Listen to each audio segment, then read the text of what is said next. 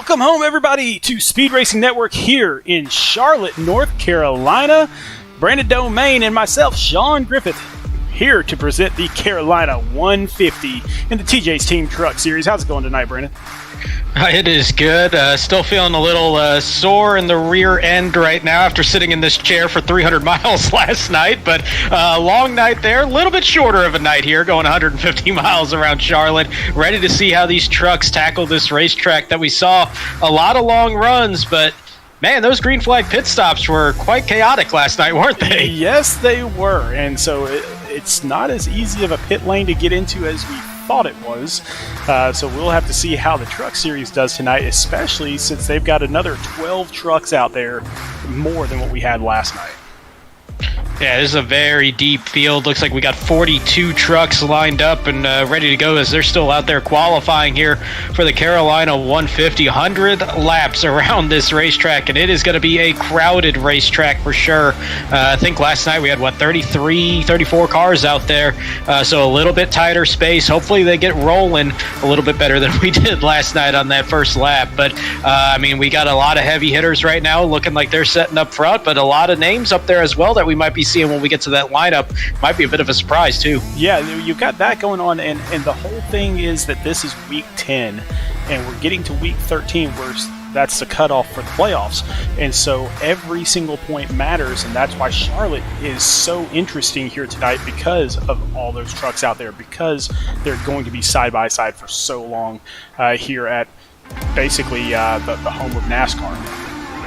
Yeah, absolutely, and it's one of those racetracks that it feels like it's a lot bigger than it actually races. It races really narrow, really tight racetrack, and you got a lot of good banking, a lot of speed that you can carry, but it can get real tricky out there, and for some of these guys, it's going to be a nerve-wracking night. For others, not so much. Guys like Sean Jensick, Brad Herman, Kyle Spies, they're sitting pretty comfortable. They have basically a throwaway race at this point, but look at that bottom group there, that 12th on down, sitting there within 20 points of that cut line. They are going to be sitting on pins and needles tonight, that's for sure. I'm not sure they're going to be sitting on pins and needles. They're going to be rushing for every single spot that they can possibly get, but there's even more drivers just behind them. Lucas Lyons, Tyler Markle, Jason Kratke, Lane Doyle, Bo Tiffany, all within 20 points of that cut line. So one good race for them or one bad race for the drivers in front of them, and the whole thing is shook up.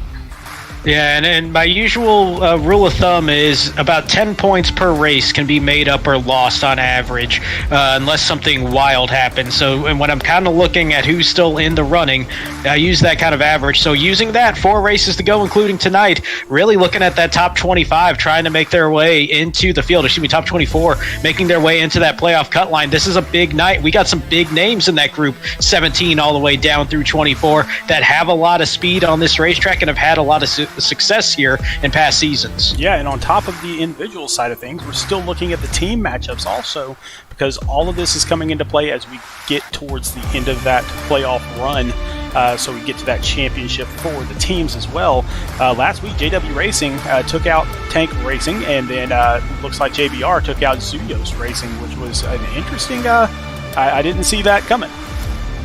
Yeah, it's been a bit of a slower start for JBR than I think anybody really anticipated, with a really hot start for Zuyos Racing, so that was a bit of an upset there for sure. Threat Level Midnight continuing a solid run. They had the 20-point win over TJ's Team Racing, and then the matchup of the week turned out to be Rat Pack and Phoenix, the number 1 and number 2 scoring teams in the week, all in one matchup, and that seems to be the trend here for Phoenix. They just seem to be getting the second most points, but playing that team that has the first total in points, and it happened again there for Rat Pack getting that win. This feels like fantasy football to me all over again, where I've got the second best team out there and I keep playing the first best team. So we'll have to see what happens with that. But we got your team standings here. JW Racing takes over the lead, and they are up there in first place with a 6-3 record. Threat Level Midnight moves up to second place with a 5-3-1 record. Yeah, they did have a tie with Tank Racing earlier this season, and Zuyos Racing, by losing last week, drops all the way to third. Yeah, that's a big hit there. And one thing we're seeing here in this division that we're not seeing in the Silverback Series or the Butt Kicker Cup Series is we're not seeing separation. We're if everybody's still within 3 races of each other from first all the way down to last. And then look at the point side of this too. It's still rather close. I would say from first all the way to 6th, where you got the most at 8:10, which is Phoenix sitting in 5th. So there's another point to what I was talking about a minute ago. The lowest is within just over 100 points, and that's JBR in 6th. All of them sitting within 100 points of each other. This season is tight. Yes, it is, and we got those matchups for this week. You got Threat Level Midnight versus Tank. You got Rat Pack Racing versus JW Racing, Zuyos Racing versus PBR, and my most interesting matchup of the night is TJ's team versus JBR, because both of them towards the bottom of the standings, and this isn't a do-or-die week, but it's getting close to that point. It certainly is. This is one of those weeks that's going to be a statement week for a whole lot of teams out here. A real separation. They use the term separation Saturday in college football. We can kind of use separation race here tonight on a Wednesday. But I think that TJ's team and JBR matchup, not going to eliminate anybody, but it's going to put a team in real danger coming into the 2023 portion of the season. Definitely. Now let's get out there on the track, because qualifying is done. Trevor Williams from JW Racing will take the pole with a great lap. Andrew Harris matches that lap. So obviously they either hit the line at the same time, or they were within 10,000ths of a second. So there you go. Andrew Harris up on the front row. Lane Doyle from JW Racing in the second row, along with Michael Madden. In row number 3, it's going to be our back-to-back race winner here, Sean Jensick for Rat Pack Racing in 5th. Jose Ruiz has had a quietly strong season. He'll be on the outside of row number 3 starting in 6th. Is TJ's team teammate Byron Jones with a strong run as well. In 7th place, Kyle Ryan will be starting on the outside of row 4 for JBR. And Greg Olenek for Phoenix Virtual Racing is trying to continue his dominant run in the past few weeks. He'll start in 9th. Kyle Spees from Threat Level Midnight has been super strong this season with a couple of wins.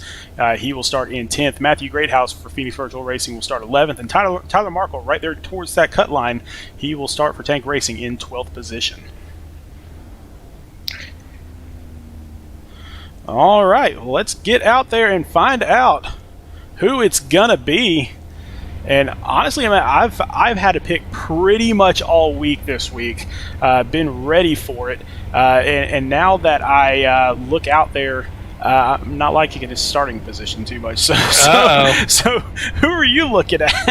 Well, also not loving the starting position, but I did want to give a little bit of a shout out to this guy, actually. Strong run as of late this season, and it's our bubble driver, Raul Meza, in the number 37 Serve Pro Silverado, has had just a breakout season. You see the one top 5, but that average finish, 12 positions better than his average start, and that average finish of 20th is better than it was a season ago. He's sitting inside that playoff top 15 at this point in the season, starting 26th tonight, but he didn't have a great starting position last season, and he finished 8th here in Charlotte. I think we can see a nice run towards the front here for that 37. Now, I got another one that kind of works his way through the pack a little bit. I'm going to go with Brad Herman, starting back here in the 18th position. He does have a win on the season. He's got 4 top 5, so he is one of the better drivers here. But look at his average start to average finish, up 8 positions each race. And so starting here in the 18th position, you can kind of expect a top 10 at that point. And I could tell you from racing with him pretty tightly last night for a lot of this race at a track position racetrack, he is Ryan Newman-esque at times and how well he can defend a position. And that's going to go a long, long way at this racetrack. So I think that's a great pick here at a pretty narrow racing surface track like Charlotte. Well, somebody out there in YouTube world, Kelly Chamberlain, is saying that the 46 is pretty good. Let's get it done, Trevor. Well, Trevor is up front, and the pace car is about to dive off the track, and all the trucks will go on green. Let's get this party started here at the Carolina 150 for Speed Racing Network.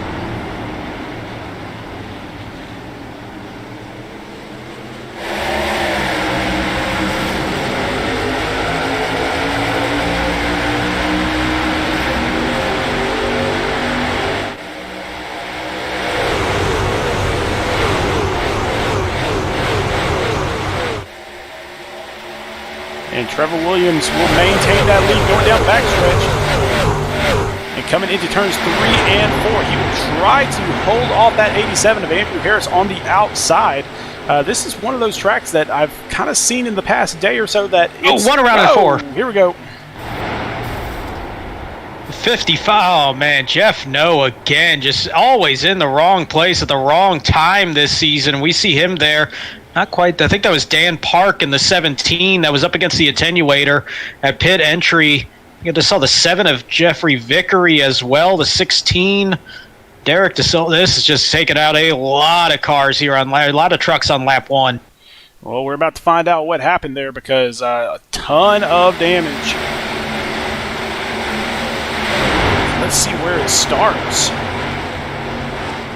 But yeah, the 30. Oh, looks like there may have been some net code there. The way that truck jumped to the left, that typically means some net code, which is a computer glitch from the iRacing side of things, where the two trucks feel like they're closer for the computer than they actually do on the screen. So we'll try to get a better angle of that, see if we can't see that a little bit better. But yeah, typically, see how that jump back to the left.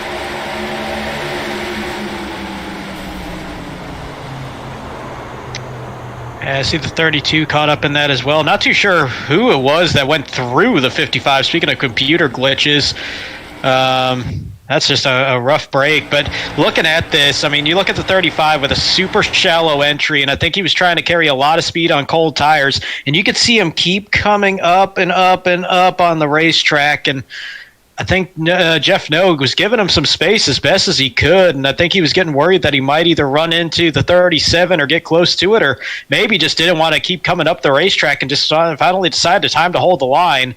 But if you got to put that on anybody, that's going to go on the 35 for sure. I do think there's a little net code, but they might have been good and ready to make contact anyway. Yeah, it looked like the 55 was actually had a side panel inside of the 35 car. So we'll have to see what happens as far as what the call is from our admin tonight. Only one admin up there in the booth tonight, Devin Zimmerman, and he's a really good admin. So we will take a look and see what he has to say about that. But up front, Trevor Williams still leads this race, has led it from the get-go. Only 3 laps in, but still. Yeah, and by the way, speaking of admins, quick name here. It's going to be Jacob Zala that will be getting the EOL penalty, so did see that one pretty correctly there, and you see the damage there to the side of the 35 truck after getting caught up in that first lap incident there.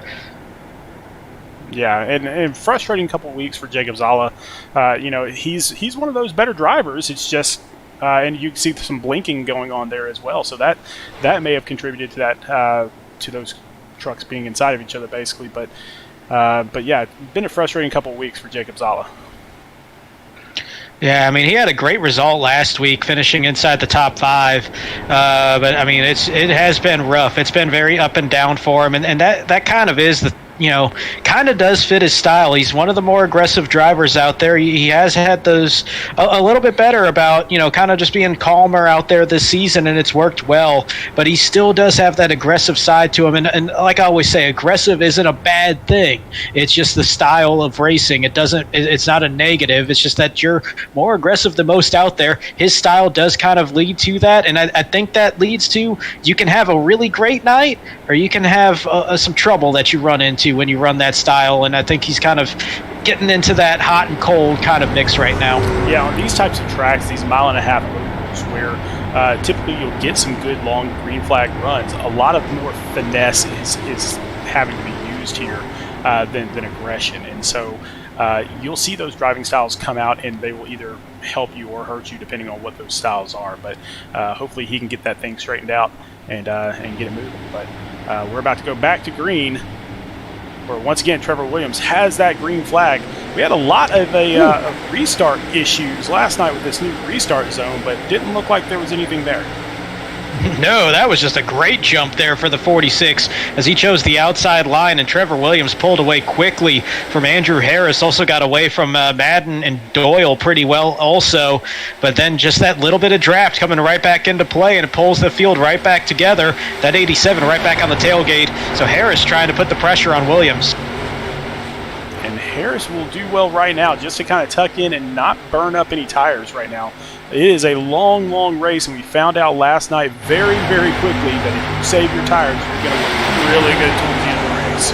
Oh, yeah, for sure. And that was one of those things, like, I watched back at the race last night and know that there was some, like, I think Brandon's kind of taking it easy right here. Absolutely. This track is a cheese grater on these tires at this point. Very similar to what Atlanta became before the repave. I'm not going to say it's quite at that level yet, but it's getting close to it. And I think that's a big part of why we saw so many lead changes and so much of that musical chairs, where somebody would get out front for 5 or 8 laps, and then second place would all of a sudden get the big run because they were conserving their tires a little bit and the leader was blowing their tires up. So it's just an interesting combination out here. Tires are going to determine this race.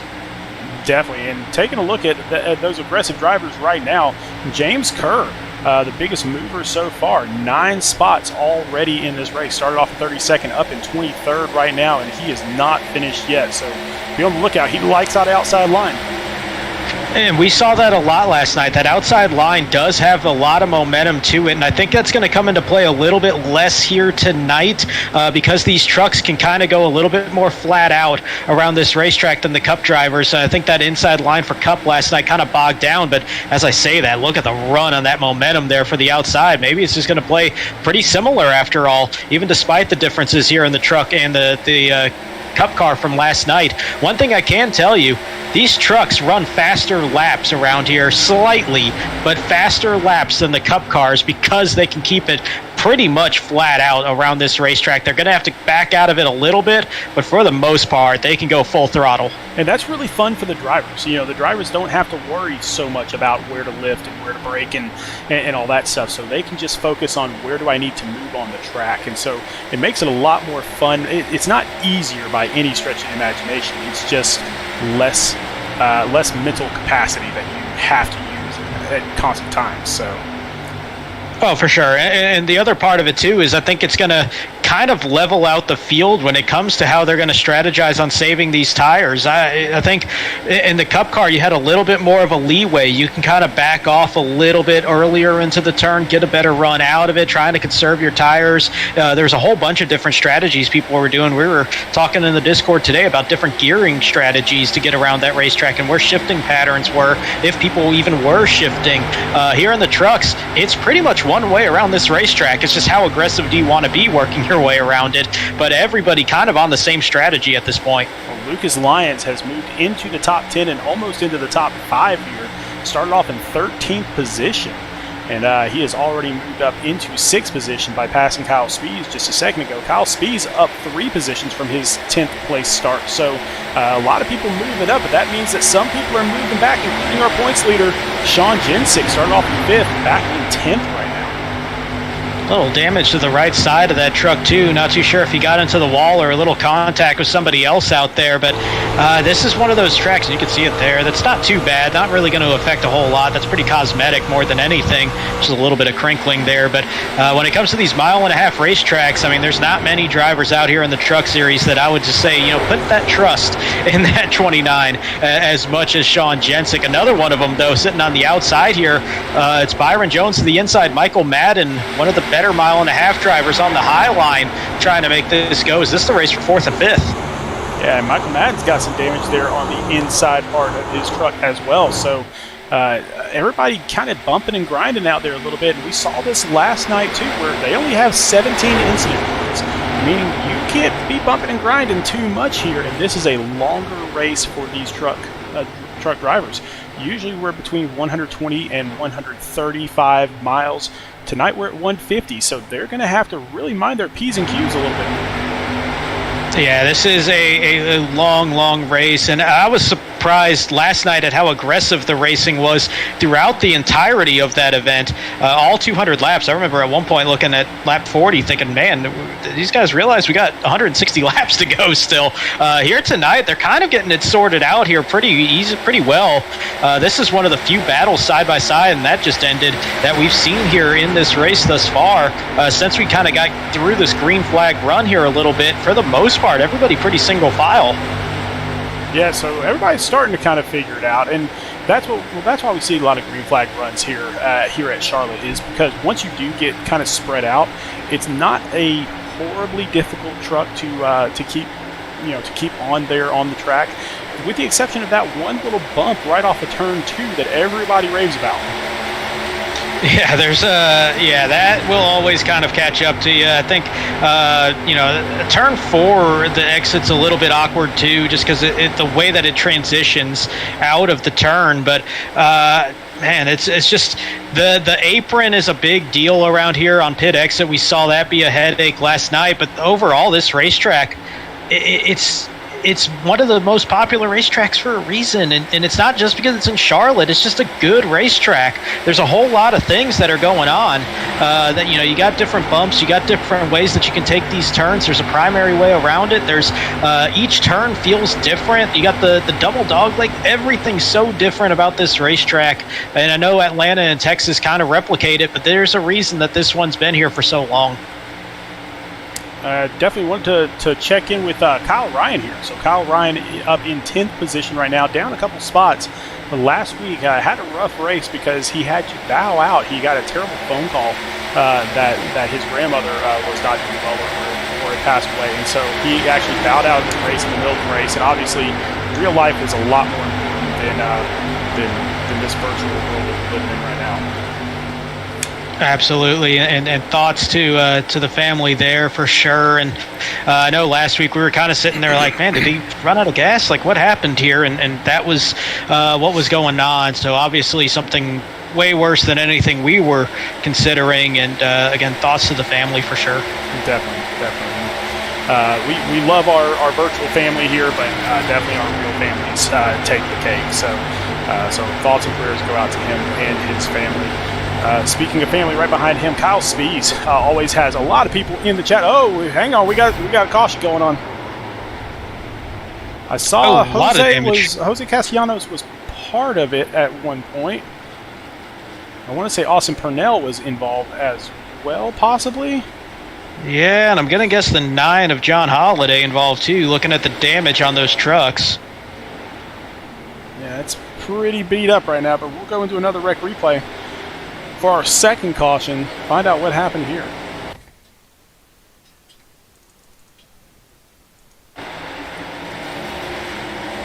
We're going to follow along John Doc Holliday here and find out where this thing happened. I'm not sure he was the originator here. I think he was not the originator. No. That's the 75. That's, is that Kerr? Oh, wow. That was James Kerr, and then there's the little contact there with Sean Kozier that got the 9 damaged. I think Austin Purnell just got launched to the moon a little bit there coming out of the front stretch, and Kerr definitely got loose or something there coming out of turn 4. See him on the high side. He's been using that high line for sure, and maybe the tires just gave out at this point, kind of ran out of room there too. Got into the wall, and that pace difference is something that will catch a lot of drivers off guard. Side by side coming up to the inside, Travis Burton got into him, and then they kicked down to the inside, and there's a bouncing 36 truck. Yeah, we're gonna have to find out what happened to Purnell here, because we just like that camera view, and it happens, unfortunately. Oh boy. Yeah, if you're squeamish, look away. So there's the contact. The 5 gets hit by the 75, and oh wow, hello. Yeah, flying in NASCAR, not the best thing in the world.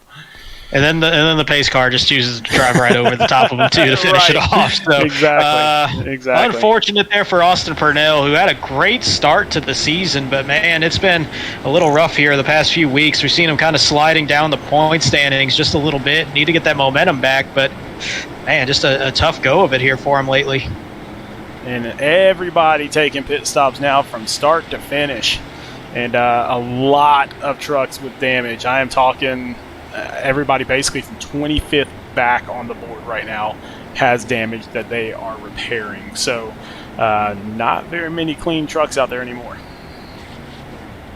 Yeah, absolutely. And by the way, I said Austin Purnell a little bit of a struggle lately. No, I was thinking of somebody else there. My apologies. He's sitting second in points. I don't know where I got that one from, but yeah. So he has a little bit of a breathing room here at least. But yeah, heck of a wild ride there. And yeah, everybody taking these pit stops, looking at the tires. And last night there was a good bit of strategy out there because there were so few tires. These guys have a little bit more leeway here. They've got 5 sets of tires they can use in this race. So you get to lap 20, that's perfect timing to come on down pit road and get some fresh tires. You're still right on pace to make it the rest of the way. Oh, and those differences in tires between new and old is invaluable. We saw that last night as a couple of drivers just had a really great strategy going on where they had pitted under caution where nobody else had, and they were able to drive through the entire field within 10 laps. And so definitely if you've got that opportunity to pit where nobody else does, take that chance and it will set you up really well. Yeah, and it's a little bit more interesting here because I think in that race there were some people that were saying, look, I'm going to let them take those tires now and maybe put themselves in a bad position at the end of this because we only had 6 sets of tires for that 200-lap race last night. Here tonight, I think there's going to be more people saying, hey, if they're coming down, I'm going to come down too, because they're going to have a little bit more leeway on those tires. They only got 1 fewer set for half the distance of the race, so tire strategy not going to come into play as much in terms of trying to conserve the amount of tires that you have. It's going to be trying to conserve the tires that you have on these trucks. But talk about the fall off here. We saw a 30.28 as the quick lap for Trevor Williams. Once they got up to speed, he was back down to 31.56 within a dozen laps of that one. So it is a heavy fall off here for the trucks. Out there in the YouTube chat, Jonathan Byer, the team owner for that 36 truck, says, good thing I don't have to pay to fix that 36 truck, because that would have been quite a large bill indeed. Yeah, I know that there's some people that always say in like officials you should have to pay for like new cars or damage if you total one on the service and all that, trying to promote safer racing. I'm glad that we don't have that actually, because there's going to be a lot of wrecked cars out here in iRacing, and that is definitely a good thing. That virtual racing, a big time pro there, that you don't have to repair those trucks either. I would be out of money like week 1 if that was. I don't even care if it's only $1 or something like that. I would still be out of money completely if you had to pay $1 to fix your truck. I'd be out. Yeah, pretty much same. You've seen me drive. Hey, you'd have to pay for the water barrels too at the start of pit road eventually. See, you had to go there. But yeah, that's my claim to fame, is hitting water barrels on camera. Yes, not on purpose either. It takes talent. So anyway, recapping who got up here. So Trevor Williams in the 46 up front, along with Andrew Harris. It looks like Trevor Williams is going to take the outside lane. Lane Doyle in the 47. He will actually be in 4th, but he is in the outside lane there, so it just shows him as 3rd right now. And Michael Madden down there on the inside, so he will technically be 3rd. Then Greg Olenek in the 31 on the outside. On his inside is Byron Jones. As we come back to the green flag, and the 46 gets a good jump once again, and so he has led pretty much every lap of this thing.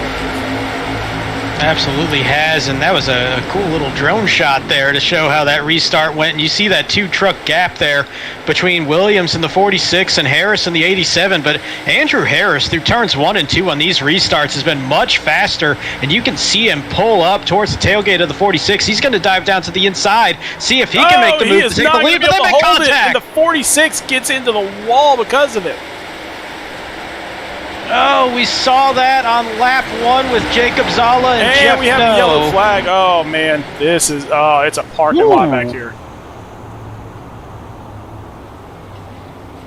Wow. Oh, wow. The 85 involved. That was Brad Herman. Derek Travis Silva Burton involved. Yeah, Travis Burton involved. Corey Stahl involved. And Byron Jones. Byron Jones with a heck of a run here early in the top 6. On that restart, and that 19 truck is all torn up. I hate that. Hate that so much. Nathan Nixon involved, and he had just changed numbers today to get a little more luck on his side.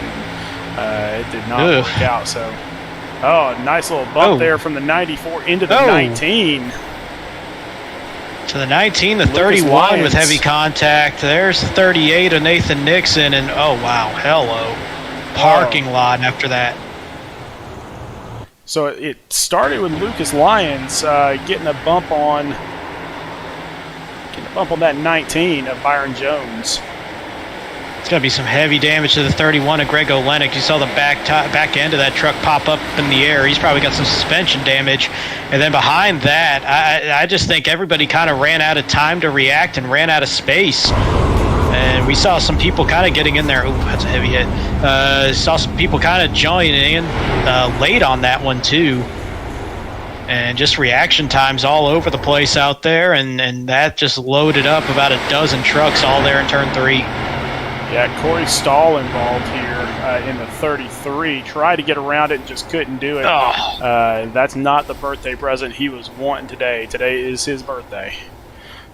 Oh, man, and he's going to look at that, and I honestly, if I'm sitting there in the driver's seat, I probably would have done the same thing, thinking that truck was going to hold up by the wall, but the second he came down, that truck came off the wall and came right down the racetrack, and he had nowhere to go. And wow, we got one ramping another car up there. Jose Castellanos getting caught up in another one there. Walt Lepicki, we might have 15 trucks in this. That's what it looks like. So everybody from 21st all the way back to 37th. Involved, so 17 trucks involved in that wreck. And just got the call from the admin, and it's going to go on the 94 of Lucas Lyons for the EOL penalty for the caused caution. I think that was kind of expected there when we saw that replay.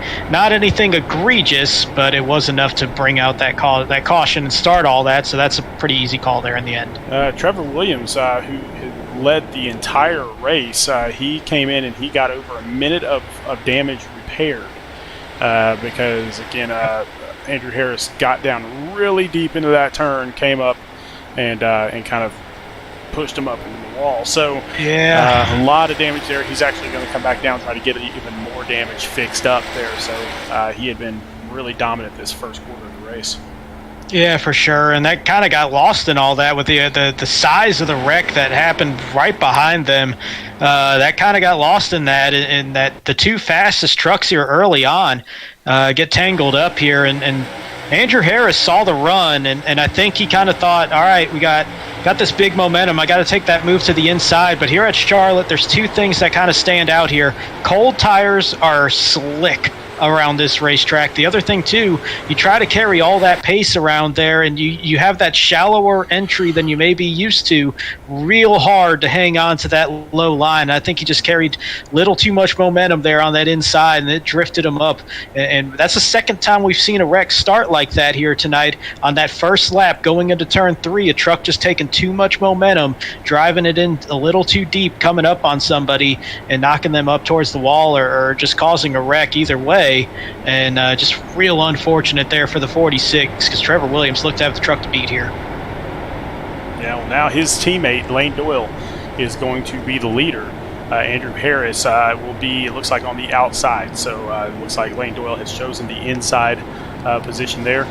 Michael Madden will remain up there in that top 5. He'll be in 3rd. Matthew Greathouse will move into the 4th position. Kyle Ryan will move up into 5th. And so kind of a new look to the top 5 here now that we had those incidents.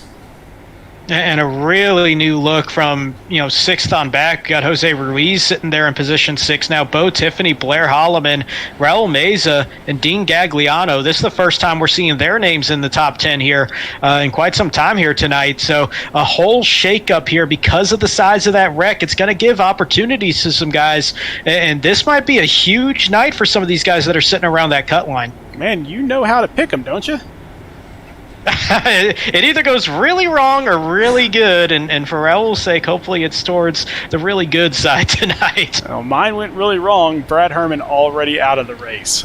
He will finish in 38th position. So here we come around turns 3 and 4, and that pace car will dive off once again. This will be our 4th restart of the race, if you include the first lap. So we'll see how this one goes, but we're going to get a silverback green flag, and Lane Doyle is going to take off. That's another huge jump there, and now it's going to be Michael Madden. That looks like he's going to get the pull to the inside, and he's going to get around Andrew Harris, and this is going to be big. Andrew Harris, after that contact, I'm not too sure he knows how that truck's going to be handling right now, because that was a pretty hard hit. It wasn't as bad as the damage that got done to the 46, but he may have some damage as well to that 87 truck, so there's going to be a little feeling out period here. It's going to give up a couple spots in that process as Madden and Ryan get around him, but now that side-by-side behind him might give him a little bit of a buffer. We got one real loose off the floor. That was Dean Gagliano. Looks like he's got it straightened out. Yeah, Matthew Greathouse makes a good move. He's up there in the 5th position, and he is tracking down his teammate Andrew Harris as we speak. Yeah, that 51, I tell you what, earlier I mentioned a couple guys that quietly have good seasons. Matthew Greathouse pretty much defining that here in the Truck Series this season. He's been in the top 10 in points pretty much ever since week 1 and coming out of Daytona. He has been a solid driver. We don't really say his name a whole lot because at the end of these things, he just sits around 5th to 10th place most of these runs, but he has just been consistently up there, being a factor there for top 5s pretty much every race. Up ahead of him, Lane Doyle leads this race by about 0.3 of a second, 0.4 of a second over Michael Madden. And you and I both know that Michael Madden is not going to be satisfied sitting there in 2nd place.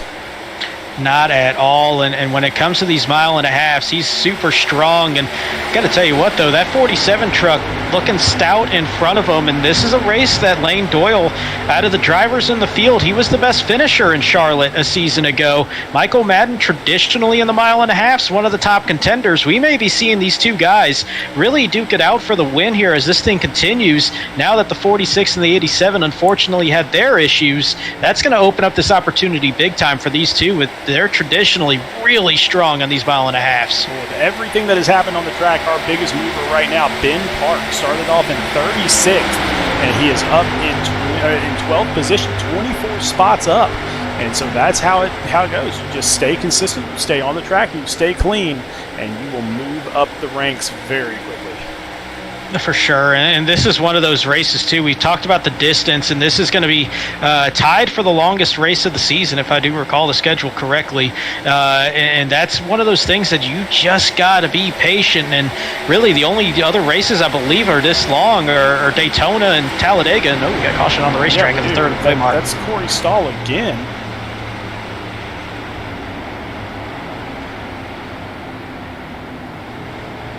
Well, so not the birthday he was wanting for sure. So let's go back to another rec replay and find out what happened to Corey. I think he was by himself. Yeah, I was kind of wondering because that was an awkward point compared to the leaders. And he's got a lot of damage on that 33. He comes up on Walt Lipicki, and it looked like Walt was kind of slow there. I'm not sure what was going on there. Yeah, it looks like a ton of damage to the 64, and he might not be able to hold the pace. And the 33 of Corey Stahl tries to go to the outside, and man, that's just unfortunate there. I don't think there's anything Corey could have really done.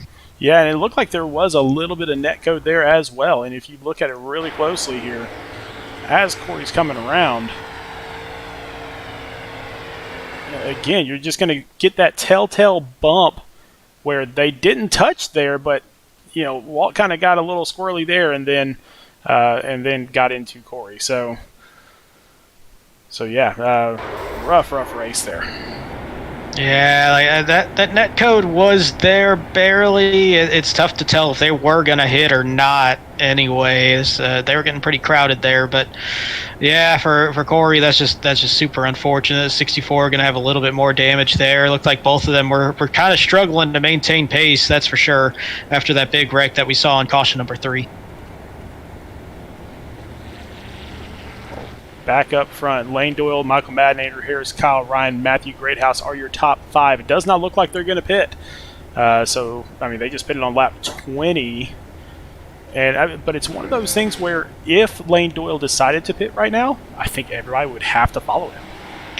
It's an interesting call. I think if he did, I do think most would. I think there's going to be some that think track position.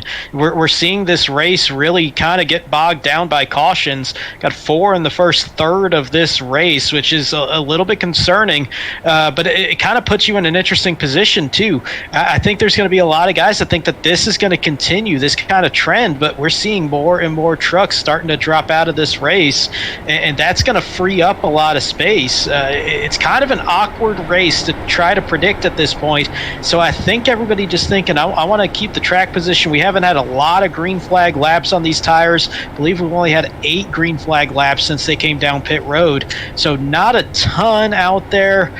I would say there's going to be some guys sitting in the low 20s near the tail end of this that probably would come down and take a shot at it because they got nothing to lose. But I'm a little surprised not anybody near the back of the top 10 or anything like that took that chance. Yeah, interesting call there, but hey, that we're not the ones driving.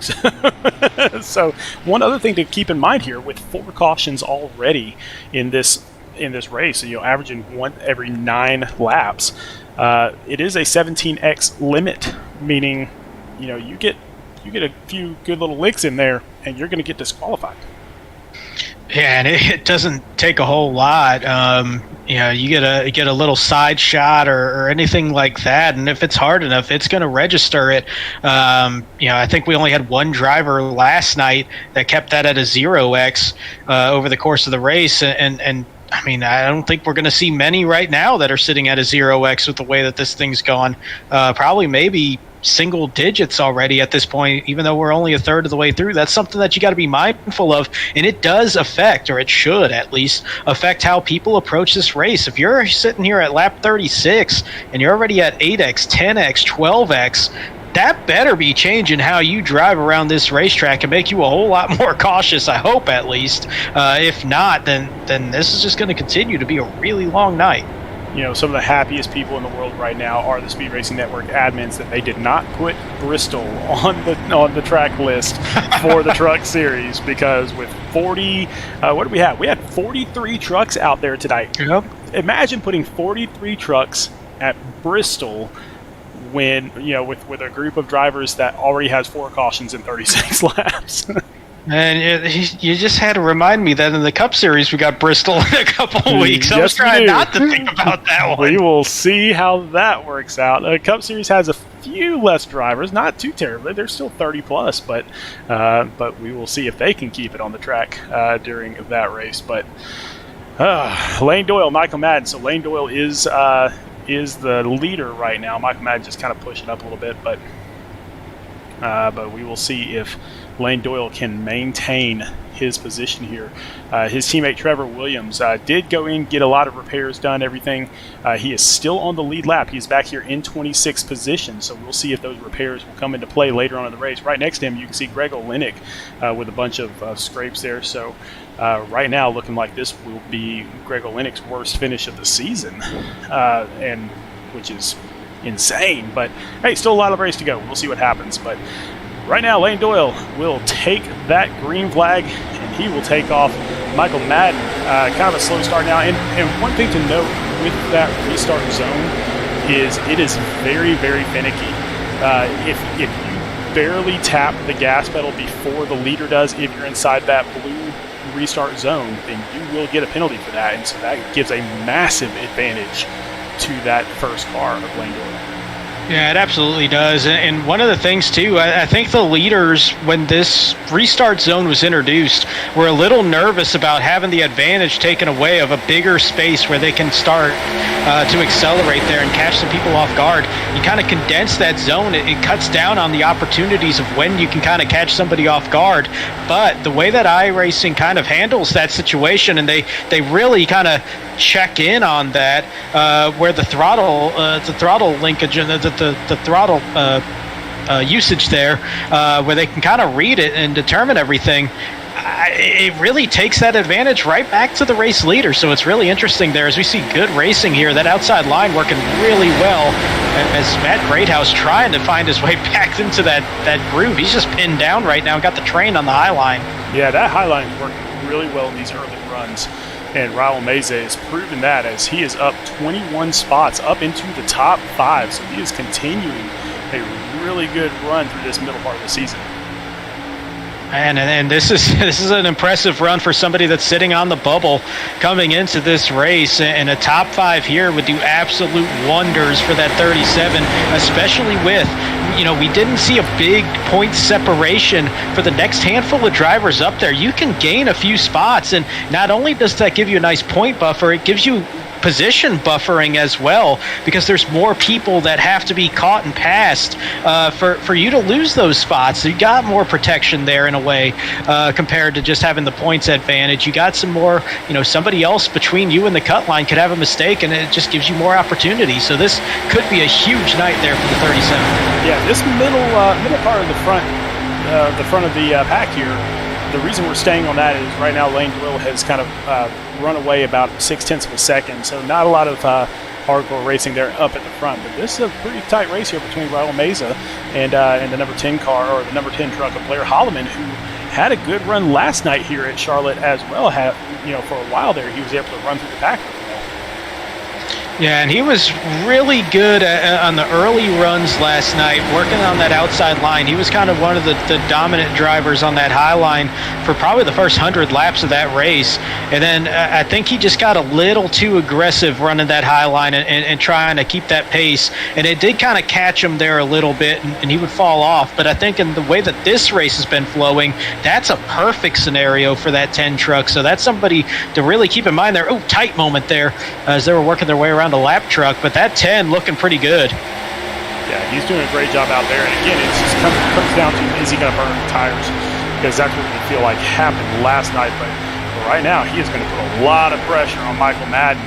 And those two are no strangers to each other for sure. They have been racing back and forth for the last couple of seasons. So they know each other really, really well. I'm not saying there's rivalry there or anything. I'm just saying that they're in close proximity and a lot on the track.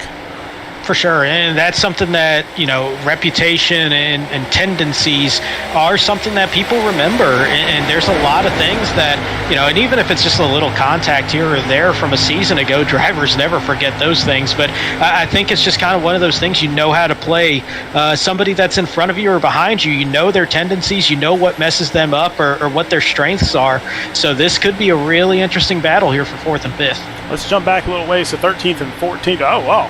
We'll jump back to 11th through 14th here. Nice little pack going on with Dean Gagliano, Sean Jensick, Landon Cardulo, and Jose Ruiz. 4 really big names. Yeah, 4 big names for sure. All of them, 3 of them all inside that top 15 right now. Gagliano trying to make his way into that top 15, and really nice battling here. Tight moment there for the 45 and the 29 as they were trying to get close to each other, trying to get a good run there. I think Gagliano was trying to pin down Jensick a little bit, cut his momentum.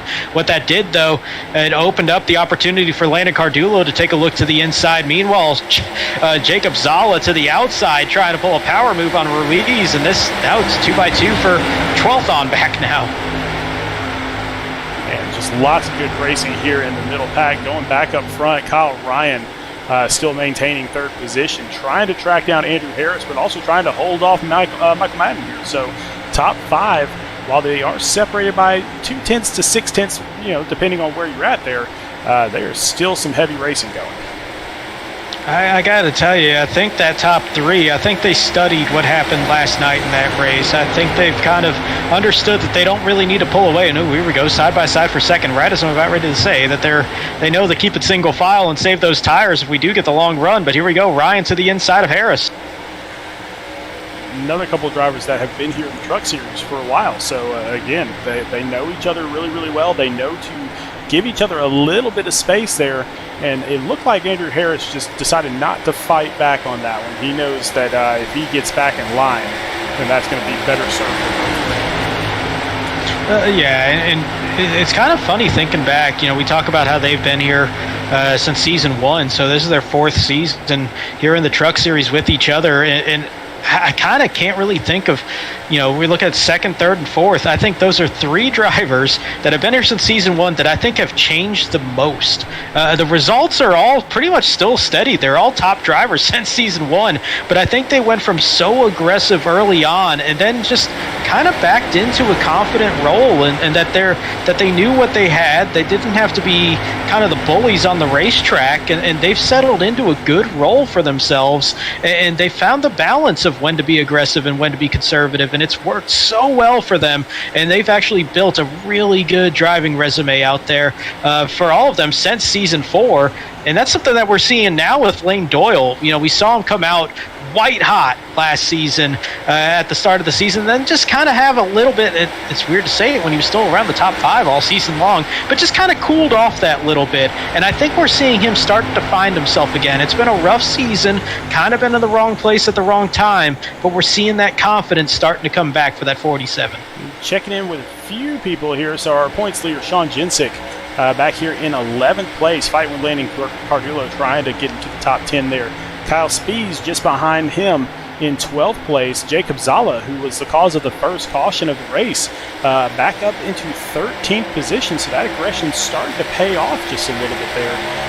Greg Olenek, who has been on fire the past 4 weeks, he is back here in 18th position with some damage. So he is just trying to hold on and get some sort of a finish out of this thing. Yeah, and I think for him, it's just hoping that the trend that we saw early on in this race continued and more trucks kind of ran into issues, because you can see how beat up that 31 truck is. Meanwhile, look to the inside here. Matt Greathouse trying to go for third as he works his way around his Phoenix Virtual Racing teammate, Andrew Harris. And look at the line of trucks all there, just waiting there from third on back for quite some way, about 15 trucks, all within 3 seconds of each other. And we got some tight racing here right now. Well, now is where it gets really interesting, because these trucks have had those tires for 33 laps now. And so who is going to be the first one to jump in and get fresh tires, or are they going to do everything they can to stretch this to only make it one more pit stop? Is that even possible? It's possible because of the cautions that we had, and it's still going to take some conservation, I think.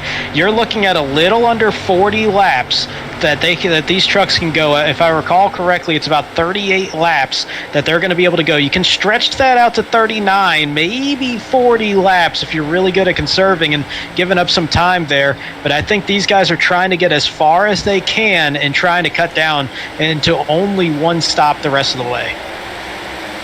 And that's probably what they're doing right now, though. I don't know. I might be that gambling guy that gets in there, goes ahead and gets brand new tires right now, just in case either there is a caution or maybe I can cut this thing in half.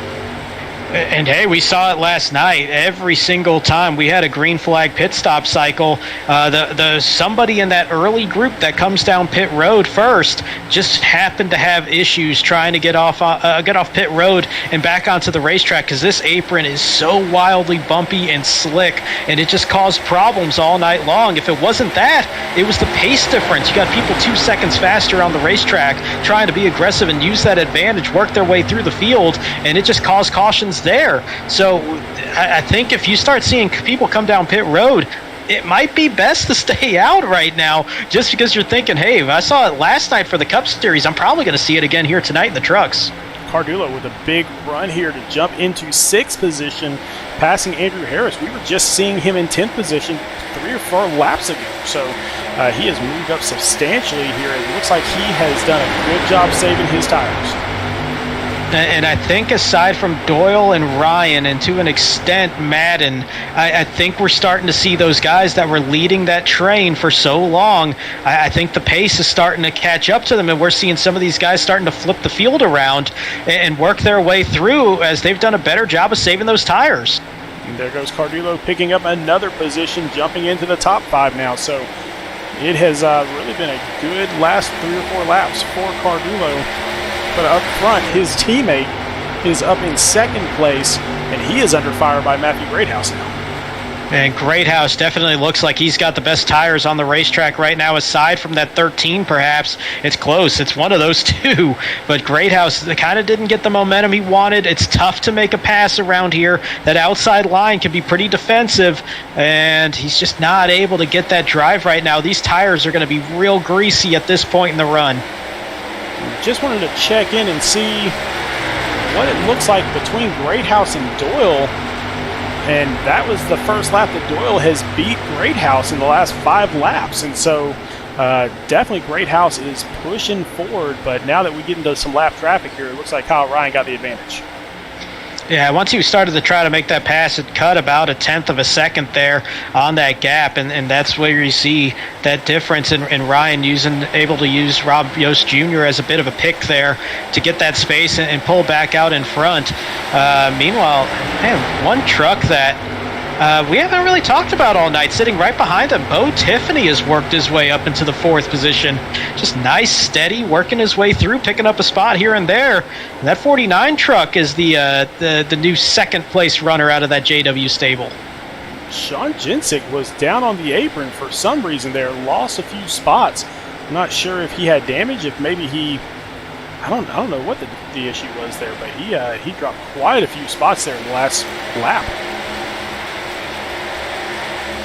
Actually trying to take a look at my second screen, see what happened there on that, but sounds like a little bit of contact there. Maybe him and Andrew Harris. In fact, that's what I'm seeing. It looks like there was some contact there, and he just lost a lot of momentum. Going back to Bo Tiffany, I mean, that is the telltale of JW Racing, really, is just that smooth, consistent, always there in the hunt. That is just kind of their name brand. And so Bo has fit in really, really well with JW Racing. It's just kind of his style. Yeah, it does fit. Now, I'm honestly a little surprised that we haven't seen him really take off here in the trucks this season. It's been a bit of a struggle in the transition over, and I think he's just part of that group that you kind of get stuck in that mid-pack, and we talk about it in real life in the trucks. I mean, it's happened here too. That middle pack just seems like you can't break away, and man, it's just tough. Like, you kind of get bogged down in how crazy everything is there in the middle. It's that hornet's nest, and problems just seem to grab you when you're stuck there. And I think that's kind of where that 49's been. He gets a little bit of freedom here tonight, and now we see him up in 4th place.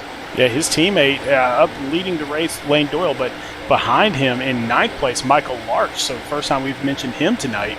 Up 8 positions, started off in 17th, but he has worked his way into the top 10 as well.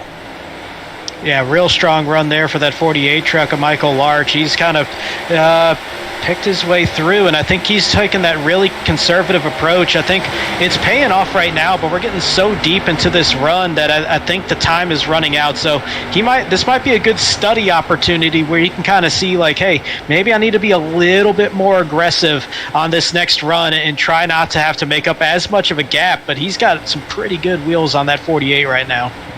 Definitely. Just kind of going down the list. Another name we haven't mentioned at all. Actually, let's go back up front because Matthew Greathouse just passed Lane Doyle as Lane Doyle comes into the pits. Yeah, so leaders coming down pit road, 36 laps to go. They are able to make it the rest of the way here. So they have reached that point where this is going to be the money stop here for everybody unless we get a caution the rest of the way. So what we thought they were trying to do, those caution laps have made it where these trucks can stretch it to make it one stop here to get to the finish. Which is going to get really interesting if there is a caution between now and the finish line, because they still have a couple sets of tires to play with. And so it is going to make that decision-making even more fun. Bo Tiffany and Landon Carduo, Michael Madden all coming into the pits, as well as, no, Danny Dow is going to stay out there, actually. So I was going to mention, we haven't mentioned Danny Dow all night here, and he is up in 3rd place now because of the pit cycle, but he was working his way up into the top 12. Yeah, he definitely has, and while he's moved up to 3rd, look at the name at the top of the pylon. That's Jose Ruiz. He did take the lead before that line last time by, so he does pick up a bonus point here this time. That's going to be huge when it comes to playoff implications. Absolutely. You need every single point you can get. Now Michael Larch will take over the lead as Jose Ruiz comes into pit road to get his final service, or projected to be his final service in the race. There's going to be a huge pit stop for everybody trying to make it clean in, which is very difficult. It's a pretty sneaky entry onto pit road. Kind of comes up on you pretty quick. So you kind of have to use your resources around you on the outside of the racetrack to know when you're going to be coming down and slowing up and make your way into the pits. That 48 should be his time this time by. And we do see him making his way to pit road. Nice smooth entry onto pit road, and that's going to cycle it back to Danny Dow, who's going to now pick up the bonus point for leading the lap.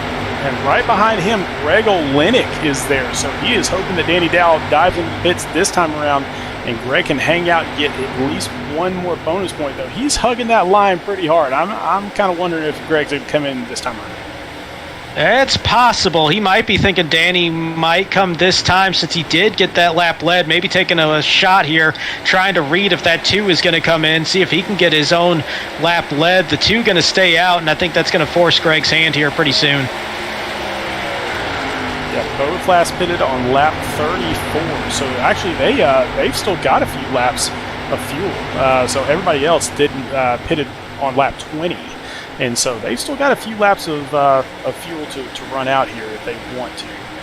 Behind them, Trevor Williams in third now because of the pit cycle. And so if they can stay out there for another 5 or 6 laps, it could be one of those things where if a caution comes out, then these 3 will get some great track position. This is a golden opportunity for Dow, Olenek, Williams, and Spies, who are all out in front of Lane Doyle, who's going to cycle back out into the lead. Actually, Spies has already pitted. He's just got the undercut so heavy. He came in a few laps before everybody else, so he's on that same tire strategy as Doyle. So first through third, if a caution comes out between right now and when they come down pit road, it's a golden moment because they're not going to lose that many positions, and looks like that gamble. Oh, Danny Dow thought he was going to come down pit road. Greg Olenek, though, had to come down. So he came on down to get his projected to be final service here. So between Danny Dow and Trevor Williams, Kyle Spies, they are begging for a caution right now. Yeah, and it's really just down to Dow and Williams, though at this point, enough guys have gotten their lap back.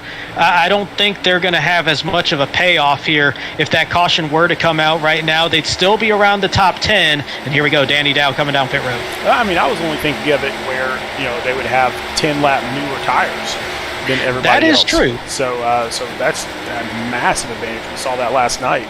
A huge advantage on the tire wear. But Trevor Williams will now inherit the lead if he stays out there, which he will. So he is going to inherit the lead back, and now he is really hoping for that caution because everybody, with the exception of Danny Dow, has been out there now for about 6 laps, 5 to 6 laps on those tires, maybe even more in some cases. And so at that point, they would almost have to come in again. Yeah, and I think that would be the correct call. I think if we get to about lap 75, lap 80, it's getting more towards definite. For Trevor Williams, this is a big moment. I was about to say, maybe he kind of rides it out as long as he can, knowing that the drop weeks, the way that they are, he's kind of got some wiggle room here to try to take a shot at kind of making up a lot of ground when he got hit there and got put into the wall while leading, and just a real unfortunate break for him. And we're pretty he looked to have the dominant truck here tonight. I thought maybe take a little bit of a home run cut at it, see if a caution were to come out, but doesn't look like definitely not going to be the case here. But Kyle Spies came in a handful of laps before everybody else. He's still got about a second ahead of Lane Doyle, but that 47 getting pretty big in his mirror. Yeah, and just to kind of to prove that point, let's take a look at their last 5 lap times. You can see Lane Doyle came in 7 laps after Kyle Spies, and he is gaining 3/4 of a second or more on each lap. That is how different those tires are. So here comes Lane Doyle as we speak. Really, he is really working hard on it. Yeah, and I don't think this is going to be a whole lot of a battle, and I don't think Kyle Spies is going to put up too much of a fight. I think he knows what's about ready to come, and yep, it didn't take long. Lane Doyle, big run to the inside, and he's already made his way around that 25. So the 47 of Lane Doyle back up to the point. Yeah, and then Matthew Greathouse next in line here. He is pushing hard to catch up to Kyle as well. He actually pitted 1 lap later than Lane Doyle, so even he got he has a little bit better tires. Not much, just a little bit, but we'll see if that comes into play as we get into 25 laps to go in this race. And if this thing stays green, I'm looking at these times right now, and you can make up some pretty significant time, but I think with 25 laps to go, we're starting to run low on the list of candidates here. If this thing doesn't get a caution the rest of the way, I think the 47 and the 51 look like they're going to be the main characters in this one the rest of the go. As far as trying to play the conservation game, I think if you get outside of the top 9, I think we're starting to run out of time there. 8 seconds in 25 laps, even with better tires, is going to be asking a whole lot. Yeah, you can see up there in the top right corner, not only do you see our sponsors' names, scrolling through there, but you can also see the track map, and you can see numbers 1, 2, and 3 where they're at on the track compared to number 7, which is almost an entire straightaway away from the leader. And so that just shows you how far apart this front pack is broken. We're seeing that big gap there, and well, here we go. We got Cardulo and Madden working their way through. This for 7th and 8th. They're about 7 seconds back. They're going to have to really have some tires conserved here to try to make this run all the way through. But I think they're going to start running out of time here. Yeah, I mean, with 23 to go, and I'm going to go ahead and jinx it right now with no yellow flag in sight right now, the way they're driving. They're all driving pretty spread out, and really they've all kind of got the trucks on the rails right now. So don't really see too much happening here. So do you push it now and hope that maybe a caution comes out and risk killing your truck later on, or do you just kind of conserve and just take your 7th place finish if you're Landon Cardulo and just run with it? Well, I could tell you what I did last night. It was a similar distance. We had about 20 laps to go on that restart, about similar time on the tires at that point. I decided I had to go for it. And Kyle Speed's going to come down pit road. I guess he thought he wasn't going to be able to make it the rest of the way with that short stop, and this is going to be a huge hit there for the 25, as he's going to be the last one to have to make a pit stop.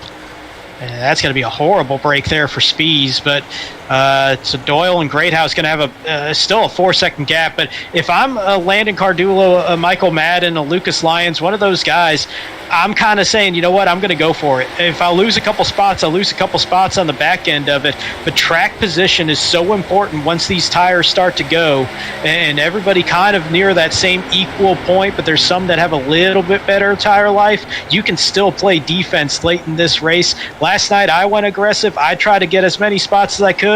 I lost one there at the very end, but I think it was a net gain compared to if I tried to be conservative and force my way around people at the end of that race. Yeah, pretty much everybody from 10th on back is kind of just okay where they're at right now, I believe. I think if you're within a second of the guy in front of you, yeah, you still have a shot at this thing to move up a position or two. But anybody thinking, hey, I'm going to go from 10th place all the way up to 1st by the end of this race isn't being realistic without a caution. No, and I think we're getting more and more to the point that it's going to come down to Doyle and Greathouse as you see that 4-second gap still holding back to Kyle Ryan and Bo Tiffany and Ben Park.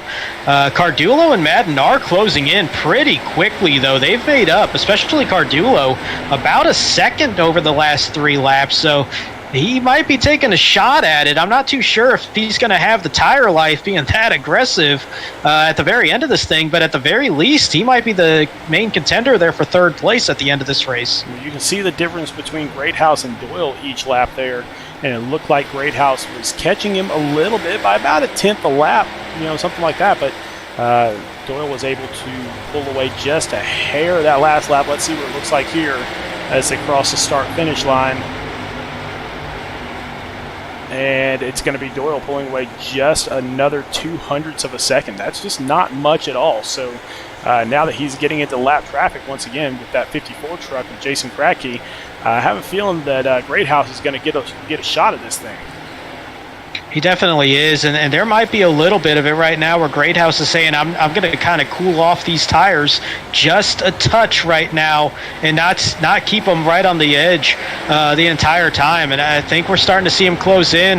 That 54 didn't do anything wrong. It just slowed up the 47 just enough because Doyle wasn't able to get the entry that he wanted into 3, and you saw that gap close in about 0.3. Yep, so down to a 2-truck race, and Greathouse is pulling in Doyle ever so slightly with the distance that he has right now. As long as he catches up 2 to 3 hundredths per lap, he is going to be at his door on the last lap. And this is going to get interesting here. These long races, I think a lot of people were kind of sitting there nervous and thinking about how's this race going to go? It's such a long race compared to what we're used to. And this is going to be tied for the longest race of the season here for the trucks. And we're seeing the chess match play out over the course of this thing. And once we got through those cautions early, we've seen this race clean up. And I've been loving the racing that we're seeing here. We're seeing guys try to approach each time around here differently. We're seeing just these little pockets of battles showing up around the racetrack. Most notably right now, this one for the lead is Greathouse within a quarter of a second now. And now he is definitely inside that draft area of Doyle. And so I'm not sure Doyle's going to be able to get back away from Greathouse. Now it's just a matter of can he hold him off for 14 laps. Can he hold him off? And I got to tell you, I keep looking back at that 13 truck on that pylon. Another second since the last time I mentioned that in the past 4 laps. If he gets around Bo Tiffany and into some fresh air, he might still have some life to maybe try to close in if these two start battling hard enough. Yeah, just pulling up his lap times compared to the leader here. And you can see that Cardullo is catching up 0.2 per lap roughly, with the exception of the last 2 laps where he caught up 1/10 on average. But still, and that's a lot. Those last 2 laps were as he was passing Ben Park and Kyle Ryan and racing Bo Tiffany, who he just now got around. So that 13 now into some clean air. These lap times going to start falling off even more as Greathouse taking a look to the inside, not going to make that move just yet. Well, now that Doyle is racing hard against Greathouse, that is even better news for Cardullo. That will give him a chance to move up. Now he's got some lap traffic to contend with here in the near future. So he's got, I believe that's Jason Crackey and Sean Kozier to get around here in just a few moments. But Matthew Greathouse taking a look, can't complete the pass.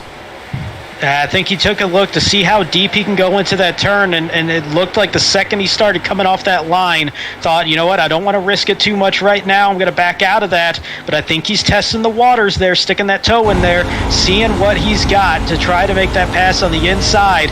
Outside line, you can carry so much more momentum. It's easy to defend from the outside position against the inside, but you can make that pass work on the inside if you know where you're going to try to make that run. Well, Greathouse and Doyle, I think they both know that if they stay lined up like this, Cardullo's not going to catch them. So it'll be a 1-2 finish, just a matter of who's 1 and who's 2. And so maybe that's the strategy here for Greathouse, is just stay where he's at to guarantee himself at least a top 2. Yeah, and I think you know that you're going to need to set up here to make this pass for the lead. Especially with Doyle being in the position he is in points, he's going to have to try to get this win big time here to make that move, pick up those extra points that you get for getting the win, 3 extra bonus points, going to be in contention. I think he's got the most laps led as well, so that's a big move. Big run to the inside, though, for Greathouse right here going into 1. And I'm not sure he's going to be able to complete the pass here, and if Doyle gets a good run, then he is going to push Greathouse right back.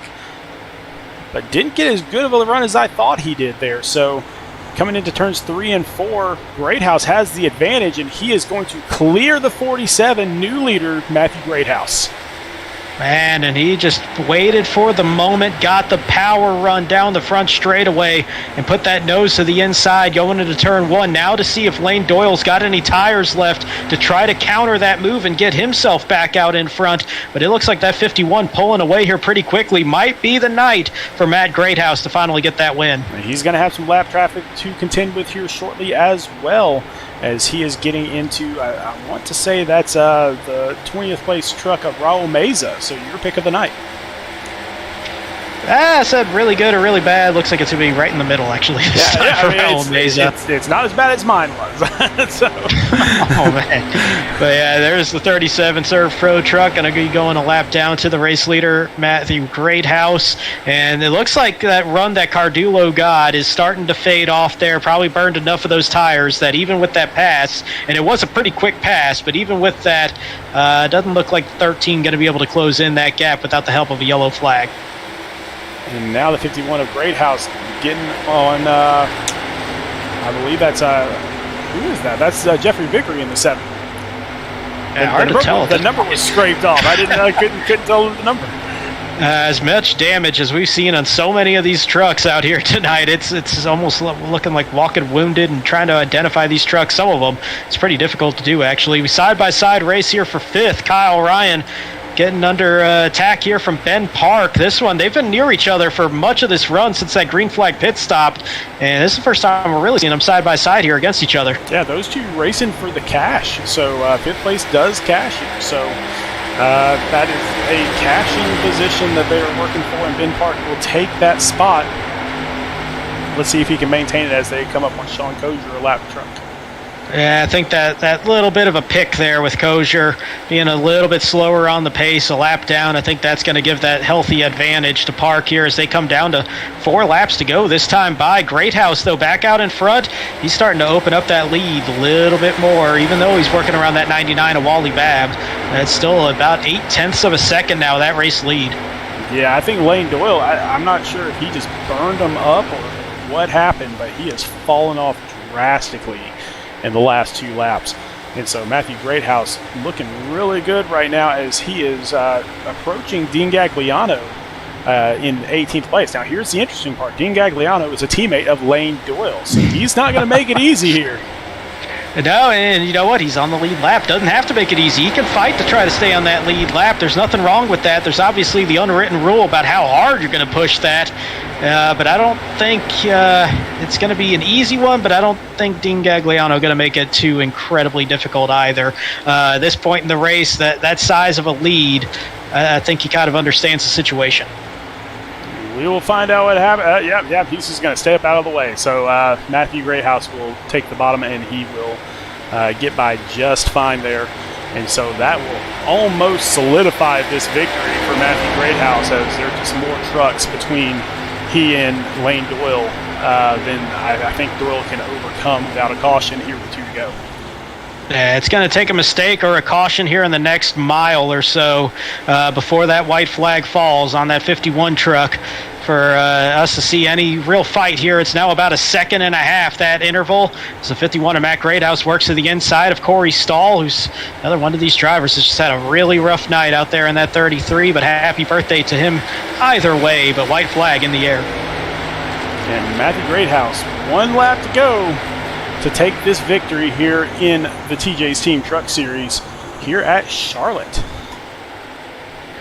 And long time coming. We talked about how strong he's been all season long, just quietly sitting there in that 5th to 10th range pretty much every single race. And for Matt Greathouse, this is going to be a feel-good win for him big time, as he's been working hard at it, and he's finally going to find that truck in victory lane. And Matthew Greathouse will win the Carolina 150 as he crosses the finish line here at Charlotte. Lane Doyle will take 2nd. Landon Cardulo with a great run coming in 3rd. Bo Tiffany in 4th. And Ben Park will be your biggest, your hardest charger. So he will start in the 36th position and move all the way up into the top 5. What a run there. That we saw that last night, but here in the trucks, we saw a lot of guys not moving up a whole lot through the field in terms of those 20 position gaps, but 31 positions gained. Unbelievable there for Ben Park. That's a heck of a drive, but obviously the focus going to go on that 51 truck. Matthew Greathouse getting that win here in Charlotte and getting the opportunity to burn it down if he wants to. Sitting there. There we go. Oh, he was just waiting on it. He just wanted to be sure the camera was on him. That's okay. Nothing wrong with that at all. So Matthew Greathouse in that 51, a really great drive, especially that last 20 laps or so, where he just really, once he got past Lane Doyle, nobody was catching him. Yeah, it kind of fits him. He's a good long-run driver, and just early on in this race, we didn't get it. And once that race kind of opened up a little bit, it just really seemed to fall into his favor and his style of driving. So I think the 51, that once we got to that second half of the race, it really did look like it was going to come down to him and Doyle, just the way that they were pushing the line there and kind of getting the advantage of the situations that happened to a few contenders through that race. But, man, that 51 just capitalized on those long runs and found that pace perfectly tonight. Great drive out there, but let's take a look and see what the results are for this evening as a whole. So Matthew Greathouse, we've already spoken highly of him, obviously, as your winner. Lane Doyle with a strong run for JW Racing in second. Landon Cardullo with a great run pretty much all night. They're in third for Jonathan Byer Racing. Bo Tiffany for JW Racing in fourth, and Ben Park for Tank Racing, your hardest charger, up there in fifth. And in position number 6 will be Kyle Ryan. Michael Madden will wind up in position number 7. Jose Ruiz, continuing a really strong run as of late, will finish in 8th. Michael Larch will be in position number 9, with Lucas Lyons rounding out the top 10. And then 11th, Sean Jensick, our points leader. Still not a terrible finish. He'll take it, definitely. Andrew Harris for PBR in 12th. Greg Olenek, surprise, surprise, this is his worst finish so far this season. So Greg Olenek really, really putting some strong efforts in there. Danny Dow for Rat Pack Racing with one of his better finishes on the season. And Blair Holloman for Zoo Yost in 15th. Solid 16th place run for Travis Burton tonight. Jacob Zala will be in position number 17. Dean Gagliano will be the first one lap down in 18th. 19th place, Kyle Spees. And rounding out the top 20 will be Raul Meza. All right. Well, let's see what we can do to get some of these guys in here to chat with them a little bit. Let me see if I can find them. So they're a little bit all over the map right now, I believe. So let's jump down to Jonathan Byer Racing, see if we can't grab Landon Cardullo and talk to him about his race here tonight. Landon Cardullo, welcome up to the booth with Sean and Brandon. How's it going, buddy? Pretty good. First time this season. Yeah, great run for you here tonight, especially there towards the end. Kind of tell us what your strategy was, especially as that green flag lap or that green flag racing went on. I think the biggest thing was watching from last night and the tire saving. So my game plan was just to let everybody by and try to save as much tires as I could, and kind of just once the run was going to the end, then start making up positions. And at first, the cautions didn't really pan out because they were just too quick. But towards the end, we got that green flag pit stop in, so definitely showed some speed there at the end. Absolutely did. And we were kind of talking about, where the positions kind of fall. We saw the interval that Greathouse and Doyle had, but you were kind of one of the ones that we were looking at of like, all right, who's going to be the aggressive one trying to push the pace and get the big net gain? And you definitely did that. What was that run like pretty late there in that race on pretty worn tires, working your way up there from, I believe it was 8th to 3rd there in pretty quick succession? Yeah, it was quite easy, to be honest with you. I mean, a couple of the lap cars kind of got in the way and caused some damage for the guys in front of me. But I know from 4th to 6th, they were all within, a tenth of each other just racing. So I caught them pretty quick and just flew by them. Didn't have anything for the leaders. They were on their own world, but I'm happy to get a top 3 out of that. Well, definitely, and looking forward, especially to the coming weeks as we're really kind of in the middle of the schedule, and some of these tracks that I've seen you do really well at, especially these 1.5 and 2 mile tracks that are coming up. How do you see the schedule panning out? I feel like the goal for right now is just try to get as many points as I can. Hasn't been a good season at all.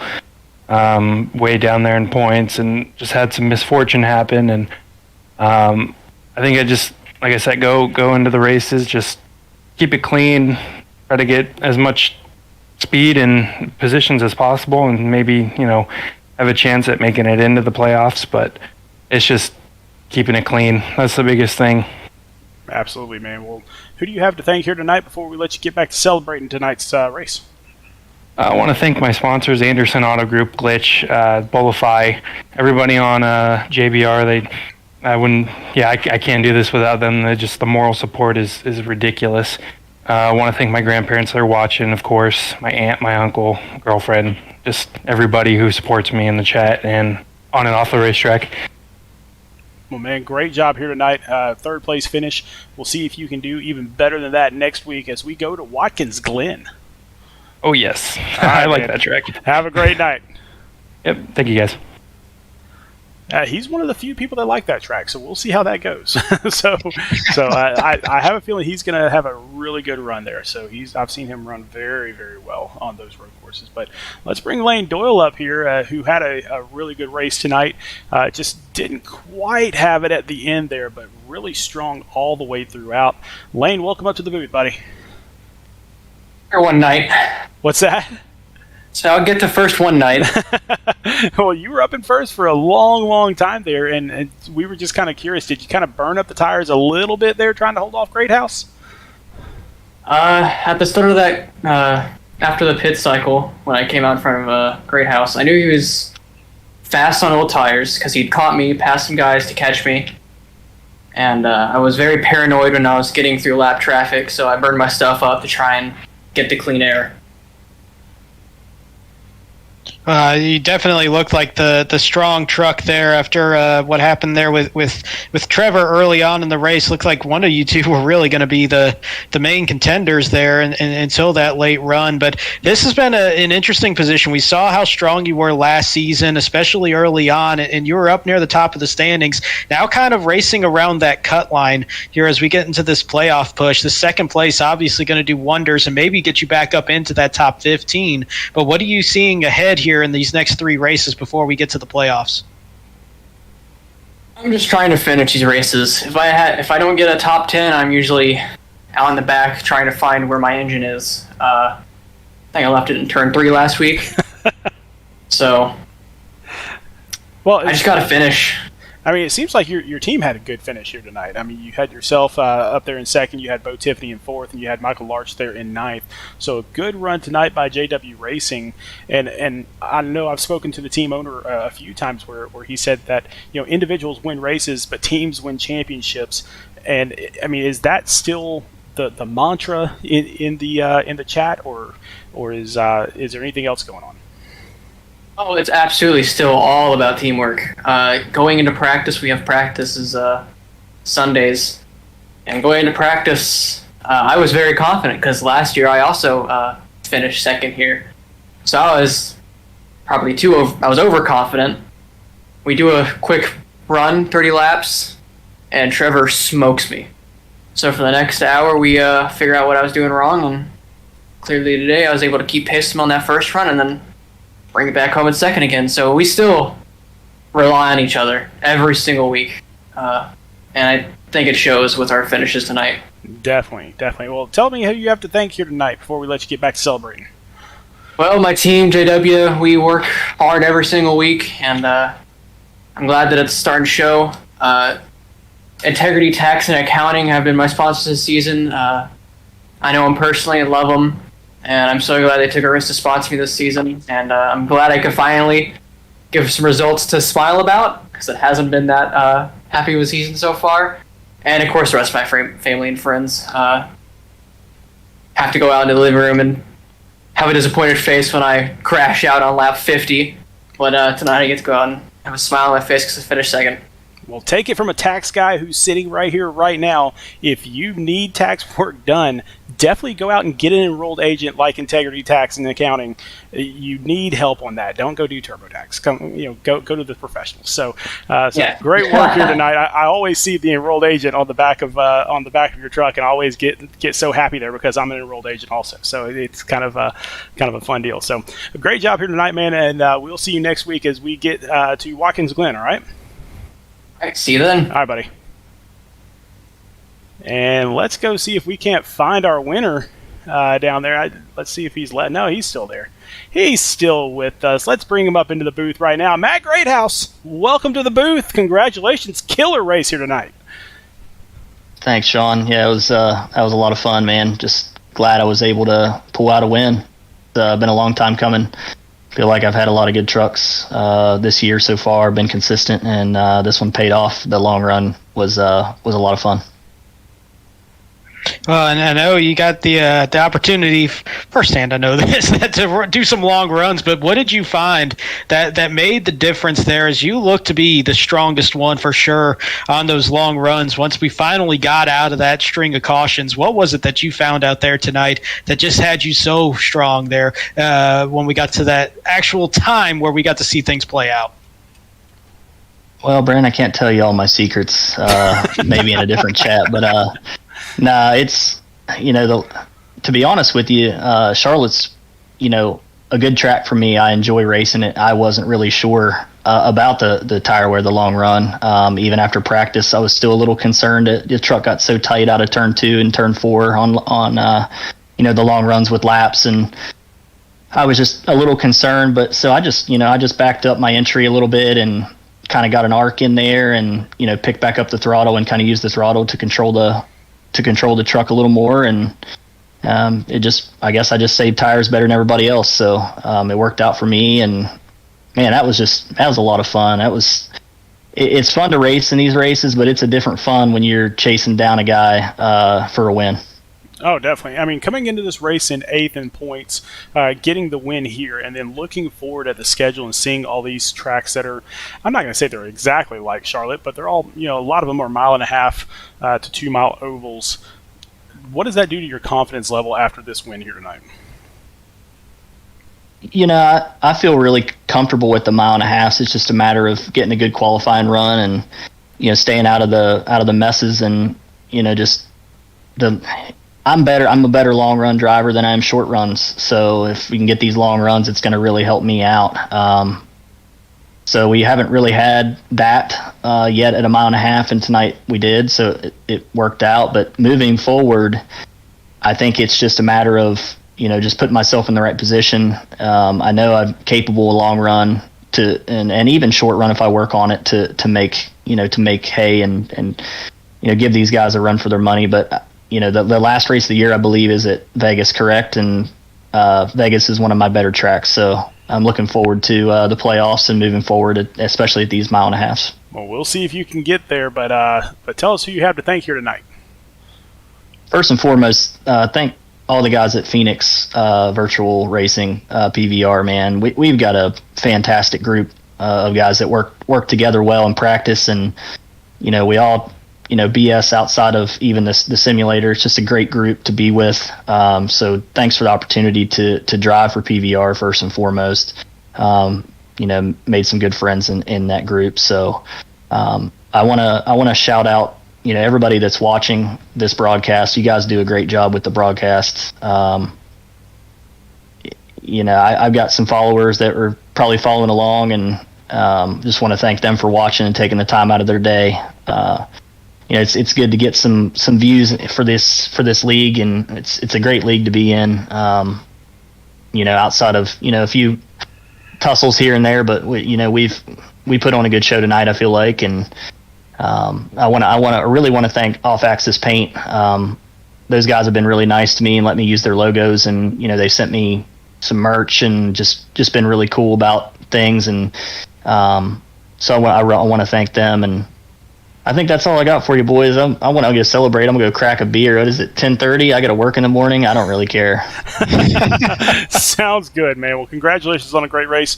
We'll see if you can keep this thing going as we head to Watkins Glen next week, and then another stretch of these 1.5 miles. So should be a good run for you, buddy. Yes, sir. Thank you very much, guys. All right. We will drop you back down into your chat, and then Brandon, we have our next broadcast tomorrow night, Carolina 180, right back here at Charlotte. So another long race, but this time in the Xfinity cars. I almost said Xfinity trucks. that'd be an interesting combination, actually. But we're 450 miles through the 630-mile Charlotte Marathon over these 3 nights, and just that Carolina 180. And I got to tell you, though, from everything I've been hearing, those Xfinity cars are quite the handful around this racetrack. So that's going to be an interesting one tomorrow. A little bit different conditions as well. I do believe that's going to be a day race, so the track going to be a little bit slicker. Going to have their hands full for sure tomorrow night. Man, we're going to have some fun there, but so definitely come back join us once again. If you haven't liked or subscribed, go ahead and do that. But for right now, for myself, for Brandon Domain, for everyone here at Speed Racing Network, always remember to go faster.